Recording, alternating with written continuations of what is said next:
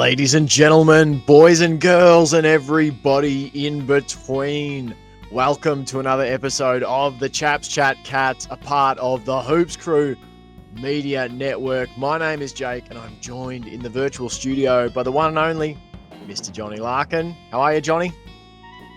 Oh, pretty bloody fantastic. Had a fantastic weekend, topped off by a fantastic victory. And I don't think I need to ask you how your weekend was, because it was a pretty great weekend overall. So yeah, fantastic week off. Enjoyed the weekend, enjoyed the game. Couldn't complain. Cannot complain one bit. Absolutely. Couldn't agree more with all that.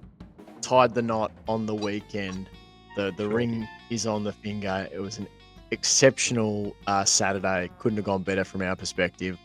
So yeah, no, very, very happy times. And then happy times watching the last part of Cats v Lions with you on the cold of the veranda at the wedding reception. We got the job done, and that's what we're going to talk about. The Cats v Lions round 6 recap tonight. That is going to form the public part of the show. Then for our Patreon subscribers, the Hoops Crew Patreon crew, we're going to dive behind the Patreon curtain, and we're going to take a bit of a look at Zach Guthrie. His performance against the Lions, his improvement, I guess, across his career to where he is now from what he was to now. And probably a little bit of, I suppose, how his presence in the team, as well as the presence of some others, does help probably ease Cats fans' concerns going into a week against Carlton, where we're going to be missing one of the greatest defenders of the 21st century in Tom Stewart. So if you want to hear or watch that part of the show, go on over to the Hoops Crew Patreon, sign up for a 7-day free trial, and see how you enjoy the extra content, the early access, interview shows on Behind the Play, exclusive VFL men's and women's coverage, as well as the Wednesday news show, and a whole lot more. But let's not talk about that any further, Johnny. Let's get straight into Cats v Lions, the round 6 recap. We asked the question, can the Cats grab their first 6-0 start since 2013? And they did just that. I'll break the game down here, and then I'll throw to you for your thoughts. So this one played in absolute torrential rain for most of the night, a game in which the Cats and Lions both lost key pieces. Geelong adapted to the loss of their missing player a little bit better. Geelong adapted to the conditions just that much better. But it was the Lions who got the early start. They goaled through Lincoln McCarthy before a minute had even passed on the clock. They then had another behind to Lincoln McCarthy, a behind to Joe Danaher, and a goal to Dane Zorko. And at 14-0 after 13 minutes, which was soon 15-0, after 15 and a half minutes when Eric Hipwood missed a behind. And you would have been excused for having some nervous feelings if you're a Cats supporter. However, we don't tend to get too nervous here on the Chaps these days about the Cats. And they responded. Geelong kicked the next 2 goals of the game through Jack Bowes, who's turning into an absolute Superman, and Ollie Henry.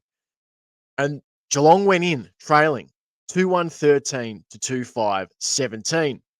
The second quarter, the Cats conceded the first goal, Dane Zorko, after 3 minutes and 11 seconds.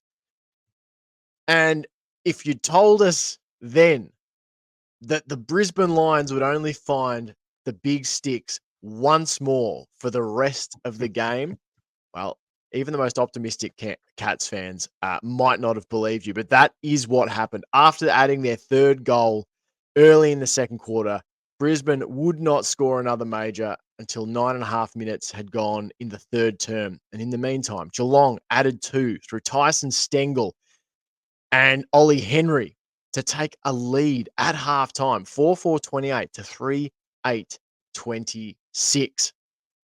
Now, just before halftime, Tom Stewart flew into a contest to punch the ball away. His face crashed into the back of a Brisbane Lion player's head.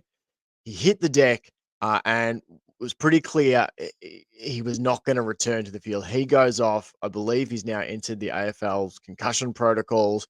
So Tom Stewart out. The Lions lost Oscar McInerney to a pretty weird and innocuous sort of head clash with his teammate. It didn't look like a hell of a lot in it, but on replay. But you saw the aftermath in terms of what his face looked like, the bruising and that Oh, sort of thing around the eye socket. He was ruled out. So, third quarter, they get that goal, the Lions, the first of the third term to Jared Berry. That's the last time they score a goal for the rest of the game. Geelong through Mark O'Connor, gold after 12 minutes, 18 seconds in the third quarter. He did a great job again on Lockie Neal. The Cats gold again to Brad Close. They had a chance to add more goals just before three-quarter time, but Ollie Dempsey hit it behind and there was one rushed. So Geelong took a 6-6-42 to 4-11-35 lead. We thought a 7-point gap was pretty handy in the wet, but expected a lot from the Lions. But a lot we did not get from the home team. Instead, it was the visiting Cats who surged home across the final quarter. They kicked 3 goals inside the first 12 and a half minutes of the final term. It was Brian Myers. It was Tyson Stengel with his second of the game. And it was Brandon Parfitt breaking clear of a congested situation, a snap truly, and that was all she wrote. As the Cats ran out 9-9-63 to 4-13 winners on the day. A convincing win on the road in tough conditions. Your major statistical contributors, Tyson Stengel, 2 goals straight, Ollie Henry, 2 straight, Brandon Parfitt with 1 goal, disposals, Max Holmes with 24, Mitch Duncan with 24, Zach Guthrie with 21. For the Lions, 2 straight to Dane Zorko, 1 goal, 1 to McCarthy, 1-2 to Berry. Berry had 29 touches, Neal 28, and Zorko 26. But Johnny, the Cats, we were told that this was a bit of a referendum on Geelong's season. You know, they'd had the softest draw across the yep. first 5 weeks. Let's see how they go traveling up to the Still, Gabatoir. But still had the when it came softest down draw. to it, John, in the It's tricky conditions, it was the Cats that did the slaughtering. What were your thoughts on the game? well, apparently it's still not good enough to warrant them being top of the ladder. A tough Of matchup in course not. Brisbane. So it's until onto the Carlton Blues on Saturday, who's got a lot of injuries. So after that game, if we win that, it'll be the same. Like we still haven't played the full strength Blues, so Haven't that beaten doesn't anyone. count. Yeah, haven't beaten anyone. Well, we haven't really beaten anyone inside the top 8 yet, I don't believe. Let's see the ladder. See any of the teams that we've beaten who's actually in the top 8. Oh yeah, Bulldogs. Yeah.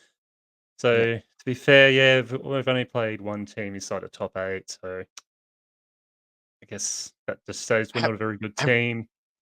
When we come up against a really good team, we're gonna get shown up by the really good teams. Yeah, it's just our season's just about to fall apart, so get ready. But no, that was a have we played? fantastic win. Have we beaten anyone currently above us on the ladder, John? That's the real question. Oh, that's a question. No, Tough one. because I was gonna say week 1, St Kilda will be above us, but our name comes first, so we haven't played anyone above us in any aspirations this year. So it's tough. It's tough being a Cat supporter, Just weak. not knowing where we actually stand, because the Cats decide who we play in the first 6 weeks of the season. So we picked the easiest draw we could possibly get. I mean, that's on the other teams. Yeah. We're not picking an easy Picked all the draw at the start venues. of the year. Yeah. Johnny, I can just for clarification for any Cats fans who are confused out there, I can Yep. actually show you where Geelong currently stands Oh, on the please on the do. season.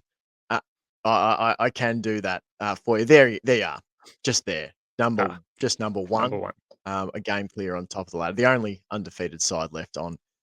All right, It's let's pretty good. take our tongue out of our cheek and get into talking like seriously about this game. Like it was Yes. an impressive performance, right, John? Yes. That was a seriously impressive game. One that I don't think many diehard Cats fans would be surprised at all by. Like, I wasn't. I think at the start of the game, when the Lions looked like they were right on top, they had adjusted the conditions really well, and they scored the first 2 goals and had a chance to get a few more. I was a little bit worried about it, but I thought if the Cats just do what the Cats do, get back in this game, start building up that pressure slowly, getting their hands on the ball first, getting inside 50, very good at looking inside 50, and that's pretty much what happened. We started getting the hands on the ball, started putting them under more pressure. We got inside 50 and were able to really contain it. And as teams have found, they may be able to get it outside of their defensive 50 fairly easily and straightforward, but it's that second part of the Cats defense that they really struggle against once we get that structure and the setup perfect. Cats are really hard to get around, and Brisbane found that. But also, I think Brisbane just they weren't playing to the conditions. And I was saying to you, and I said to Sam on Saturday after the game and Sunday, there was only one Lions player that I thought was actually playing the conditions in the correct way, and that was Joe Danaher. I was thinking today, the only player I thought was going to give the Cats any real threat or fright was Danaher because he was playing the right way. You just get it and kick it inside 50. Get it high, far, inside 50. Got to do that in the wet. The rest of the Lions players just looked like trying to play tricky, nice, neat, fancy football, work around the Cats. And then when the Cats got it, it's just like, well, we got to attack. Got to get inside 50 no matter what. We'll get it in there. Then we'll lock it in there. The longer it's locked in there, the more likely you are to score. And that happens. And it was a gutsy win and a fantastic win. And yeah, sitting 6-0, top of the ladder. Couldn't be happier. If people said we will be 6-0 after round 6 against these teams, I said, yeah, that makes sense to me. Being an absolute biased Cat supporter, I think we can win every game. They're winning the tough ones and proving people wrong, although people are still bloody doubtful about the Cats. The overall, just a sensational victory, especially after Stewart went down. But I was worried a little bit, but not too much. And then today, hearing everyone in the media freaking out that Tom Stewart won't be here for Carlton, I'm just thinking, well, I'm not worried anymore. I may have in the past years that if Tom Stewart was out, I'd be really stressed about not having Tom Stewart there, going, shit, this is going to be really tricky. But the Zach Guthrie game, the way he performed, the way he conducted himself, played that role to a perfect T, I'm not worried anymore. I'm not like stressing that we need Tom Stewart back there because I know we got him nicely covered. Yeah.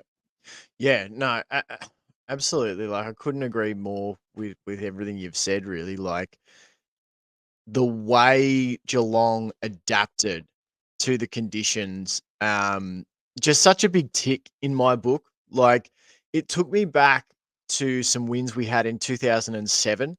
One that stands out to me was going over to Adelaide. I can't remember, it might have been a Saturday night game or a Sunday twilight game or something, and it was absolute, driving rain. And I think Max Rook might have kicked 3 goals to lead the way. In my head, it was about 80-40 or something. And it was one of those games where Geelong were just tougher, harder, hungrier, smarter, more willing to adapt and play in nasty weather. And I thought it just gave me that vibe. And I always think that was such an underrated part of those flag Cats teams in like 2007 and '09, and to an extent 2011 as well, was the ability to play really great wet weather footy. Like everyone remembers Geelong carving teams up, in good weather during that era. But it's almost not talked about enough, and maybe just because we don't tend to, dwell too much in the past. But I think it should be talked about that one of the hallmarks of that team is their ability to turn up, in crappy conditions, in conditions where other teams weren't happy to play, and they just cracked in and cracked on with it. Um, I just, it's funny. I went back and rewatched the game today, and it was Yep. amazing to me, the amount of possession and disposals, the Lions had in this match. If you look Oh, at the yes. raw numbers, they had 380 disposals to 338. But then you look at another stat, which I thought was interesting, which is the tackles, 85 to 73. And every time, Johnny, that Brisbane got the ball and looked up, there was Cats players attacking them. It was Yep. just a relentless mauling in the pressure game. And then when they did have space and time, Geelong's system ahead of the ball was set up, and they were forced to move the ball slowly or kick to a contest, which worked brilliantly in Geelong's favour. Like if you look at Yeah. the spoils in this game, Jack Henry, 9. Sam De Koning, 9. Harris Andrews for the Lions with 9. But then you got Zach Guthrie with 6. Tom Stewart, 5. Collie Jasny with 5.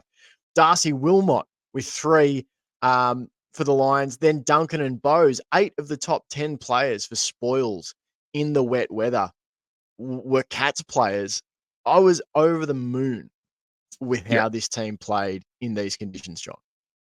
Oh, yeah. Yeah, it was just, yeah, that game, as we, were talking I was talking about, like, a few weeks ago. The Cats make you play at your absolute best, and the Lions couldn't play at their best because it was wet, and they didn't know how to adapt fully, and they let the Cats basically do whatever they wanted. And, yeah, I'm loving the stats, 'cause the Lions led basically in every single stat, that you need to win a game, and yet they didn't win it.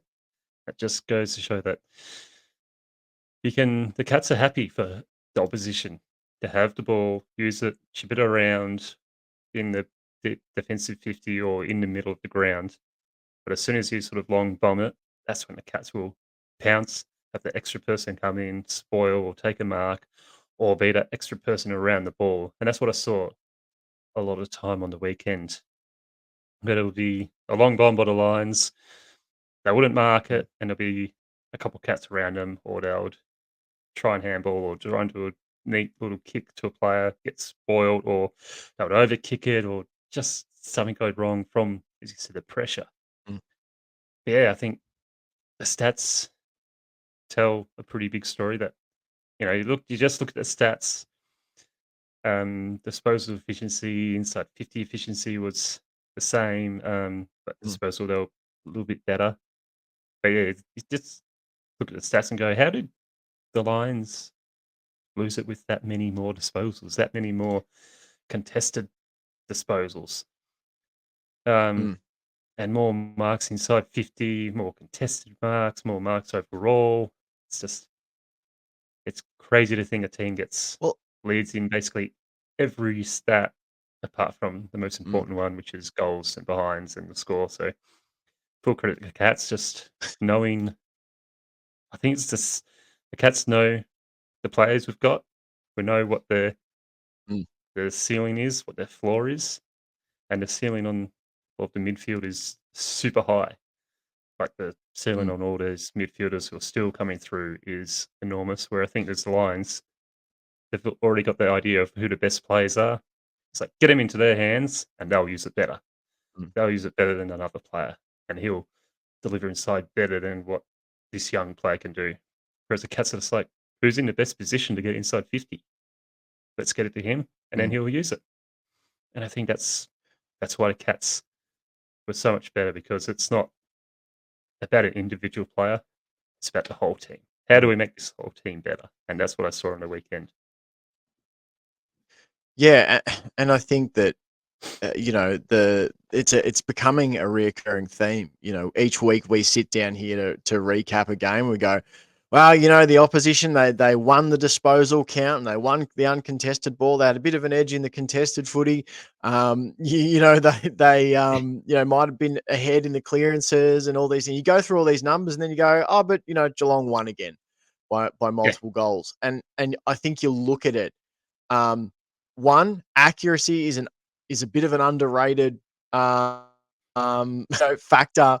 Oh, bizarrely, yes. given that it is literally one of the things that most is going to impact your chances of winning. Now, the Lions had a number of rushed behinds in that 4 goals 13, but there were a number of gettable chances that they missed. And I thought that was something too that impressed me, like to go with our grittiness and toughness. And I've got some stats to go with that.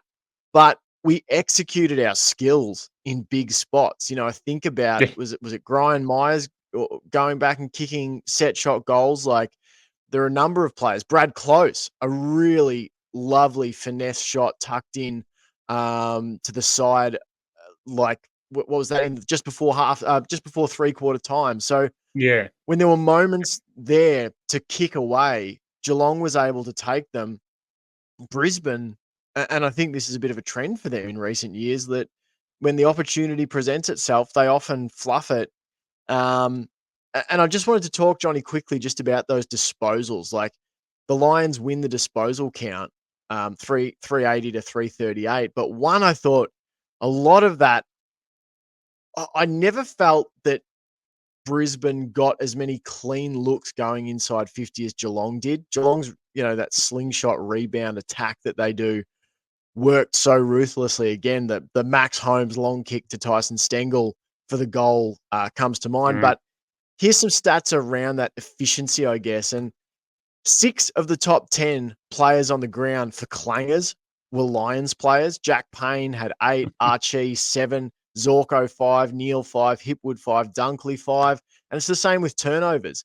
6 of the top 10 players on the ground for turnovers were Lions players, and the top 3 were all Lions players. Berry with 8, McCluggage with 7, and Neil with 6. So, yeah, you were getting more of the footy, but it's what you do with it once you get it. And I feel like maybe more than any other season, Johnny, in the first 6 weeks, like looking at Cats games, this is the story. Yeah, we've got less of the ball, but we're doing more with it when we have it. Yeah. It's pretty impressive, I think. Very impressive, especially for such a young and sometimes inexperienced midfield, especially coming up against the Lions, the Bulldogs, what else? Crows, Mm, even St Kilda, even because a lot of those teams had play a bit of experience midfield. But I still think mm, there's so many of those teams, they rely on a few players to do the hard, really work of getting in there, getting out, and delivering it inside 50 really well. Said earlier, I think the Cats, it's just like who's the player who's in the best position to send it inside 50? Because if they're in a better mm, spot and they're an experienced player, let's still get it to them because they're in that position where they can get a better shot inside 50, and who cares if it doesn't come off? You'll go again. I mm, don't think they're set on just a few players, like, it's your job to go inside 50, it's your job to do the tackles, let's go out there, put them all under pressure. I think in the mid mm, defensive line, it's probably got them more of that system role of it's your turn to push up the ground, or it's your turn to hang back, or it's your turn to go on this player. But I still think that midfield is working so well because they don't have a certain player who's going to be the go in there and get it. It could be Tom mm. Atkins, could be Brandon Parfitt, or it could be Jai Clark, could be Tanner Bruin, because they all got that very similar game style of if I get it, if I see it, I'm going for it. But they all don't go for it Mm. all at once, which is crazy to think. They've all got a very similar mindset, but they know that if one's going, they hang back and a better chance of getting it, feeding it out. I just think it's just an incredible um, coaching ability by Chris Scott, and he continues to just develop these players, make stars out of you know pretty average players when they first started. Like you look back at Zach Guthrie when he first started, Yeah. like he was nowhere near the level he is now, and now we're talking he's a Tom Stewart replacement, and Mm. that's pretty incredible for what the Cats are squeezing out of these young guys, these guys that might not be in the top 10 drafts, but they're getting them to a position where they can play like a top 10 draftee and impact games in massive ways. I think too, like you're so right, and like I did think about being cheeky tonight and putting Chris Scott in my votes, but I thought I better leave that shtick out. But really, I did think that it was another, glaring example of Chris Scott being a fantastic coach and coming up with plans.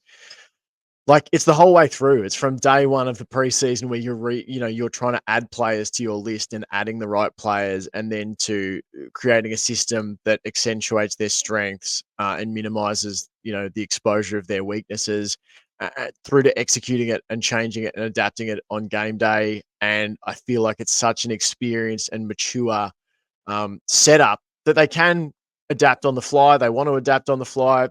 You rock up and it's wet weather footy. All right, let's play wet weather footy. And it's a system that holds up, this idea of, and I think that it's really special.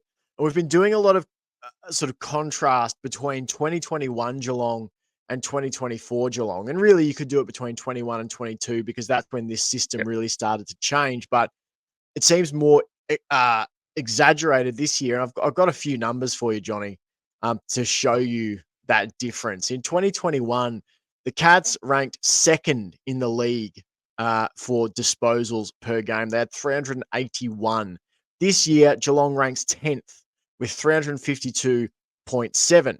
In terms of manufacturing shots at goals, Geelong back in 2021, they were probably about 10th as well, just looking down that list. 24.6 shots at goal per game. This year, they are currently, if I just sort this table correctly, Geelong are 6th, generating 26.2 shots at goal per game.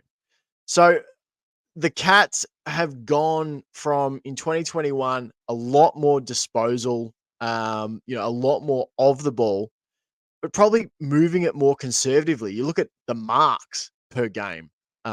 We were averaging 101 marks per game in 2021, which was fourth most in the league. This year, we are averaging the second fewest. We're averaging only 81 marks per game this year. And then you combine that with the pressure factor that Geelong are bringing. And in 2024, the Cats are averaging more tackles per game than any other team with 69. Nice. Per game. Nice. Back in 2021, we were like bottom half of the league with 56.4 tackles per game. So an extra 15 tackles, rather an extra 13 tackles per game. Less disposals, but doing more with it. And I don't know about you, Johnny, but I just feel like that system works in any condition. If you are Yep. committed to basic fundamentals of, we're going to pressure you relentlessly, whether that's at the ball carrier when they have it and efforting there, as well as being disciplined with our defensive structure when you've got the ball and you have the time to move it, we're going to be set up to make it difficult for you. And as soon as we get it, we're going to really make you sweat by moving it quickly and aggressively and trying to score at speed. I just think that translates to any weather conditions, any stadium in the league. And I think Geelong, are well deserving of their 6-0 start. Yep. Another little one, Johnny, before I throw to you for your final little thoughts on this, is just total clearances. Geelong, a side who we were told had what was it, a bottom four midfield this Yep. year? Wasn't that was what we were Yeah, told? yeah, yeah. Well, Geelong in 2021, 39.1 clearances. Remember, we had Selwood, we had Guthrie, we had Danger. They were third. This year, we're second for total clearances with 39.5, only behind the Brisbane Lions. So I think there's a lot to like. I think we've Yep. done a great job tweaking the game style over the Definitely last have. few years. It's humming at the moment. What are your final sort of thoughts on the game in general, but then maybe transitioning to Oh, talk about a couple of individual players who might not be in your votes? um, yeah, I think we've talked pretty well about the team performance and the way the Cats are just going. It's just sensational. I think another great point to bring up also is Jeremy Cameron, Tom Hawkins. They didn't score a single point. And if you go to anyone in the AFL and go, Cats are playing Brisbane, it's going to be wet. It's going to be low scoring. Hawkins and Cameron do not impact the score at all. They barely have. They have minimal impact over the game in general. Like they have some absolutely outstanding moments, but overall, it was a below average game for both of them. Just go, oh, how did Cats get the goals? And that's when all these small forwards who are just building away, getting better each week. You're seeing Tyson Stengel starting to absolutely soar again. Close is at his best yet again, alongside Brian Myers. Oliver Henry is slowly building, getting that, his Mm, timing, I think, the marking is still just a little bit off. He's not reading the ball correctly, but mm, he's still impacting the score each week. And then Brian Myers, Zach Guthrie, Brandon Parfitt. It's just we've got the two forwards that can take, as we said, got two forwards that will have to take away the best defenders. Because if you don't have your best defenders on Hawkins or Cameron, they will score on you. mm, So you put them to best defenders on them each week, no doubt. And then you still got to worry about all these small forwards, which the Lions really had no answer. But the way they were able to work together was just mm, outstanding. And I think that was it the Oliver Henry goal where it was Tyson, Close, and Henry. Tyson was going for the ball, was kicked towards him, missed a mm, mark, but then he was competing for the ball, and there's two lines that went to pressure him. Picked it up, got tackled. Second line came in, and he just handballed it to Close. It was open, free all day because the line player went off Close, and Close just turned quickly and got Henry open by himself. I thought that's just mm, such smart, clean, team-orientated football. And if I wouldn't have been surprised, I was thinking, "Guys, kick the ball, kick the goal, go for it. You're in the 50, you're mm. wide open, you got no one on you."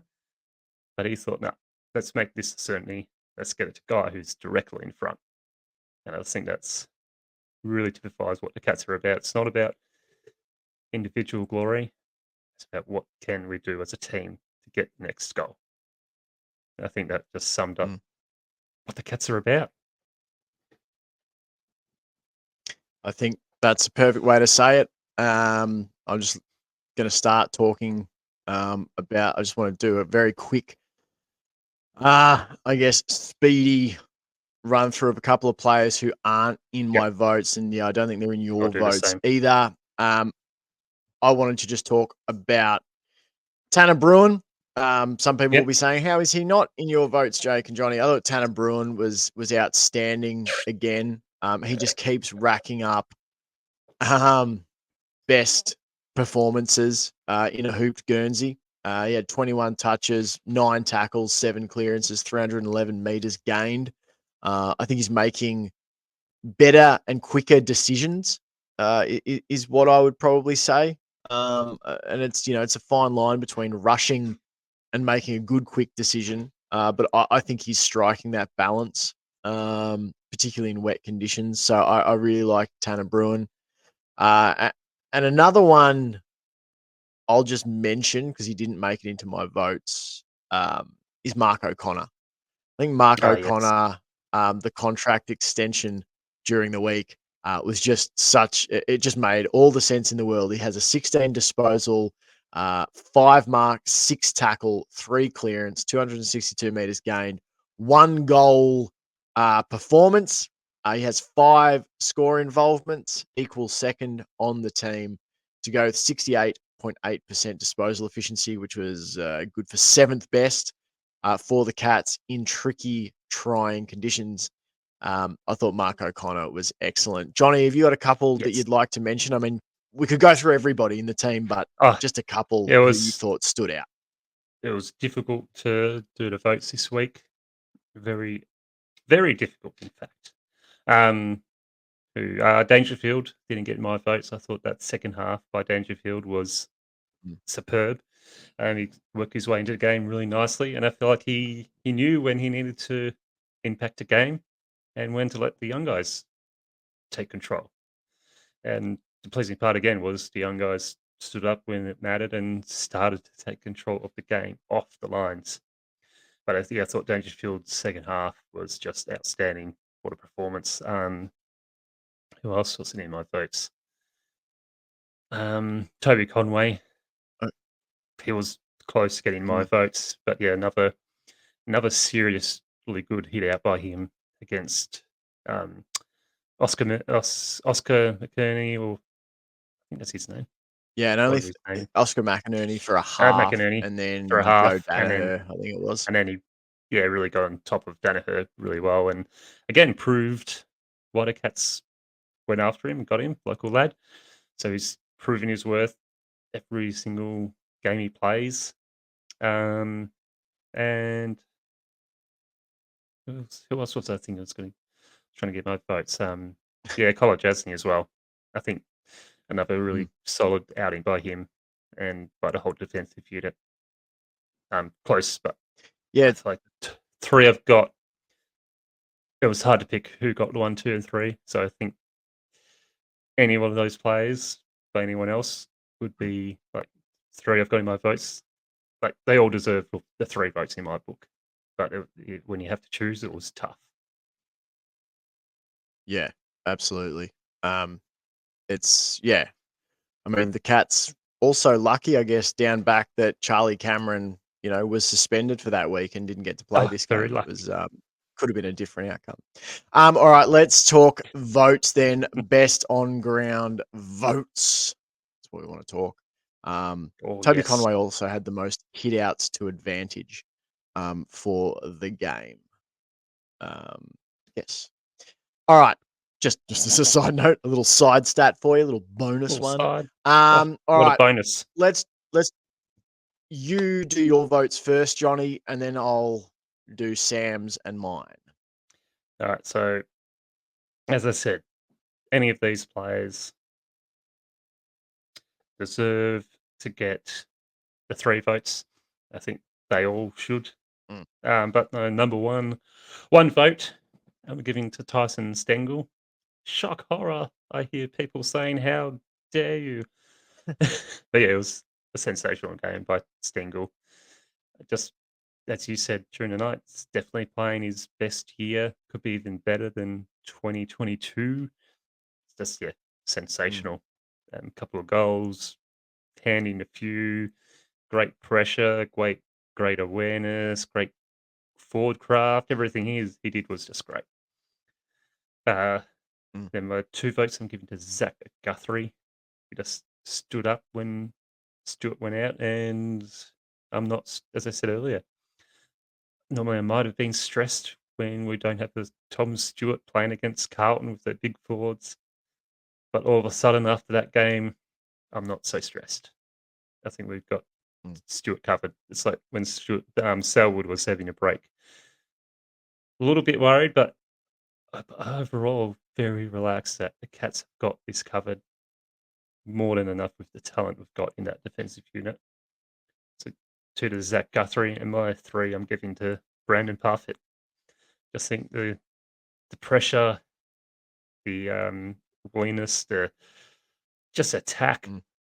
and a relentless attack on the ball, constantly just putting the Lions under pressure, putting any team under pressure constantly is just so outstanding and so crucial to why the Lions couldn't move the ball cleanly because they're just under the pressure. And it's going to come to a point when teams will be going, how do we stop Brandon Parfitt from pressuring us, from tackling us?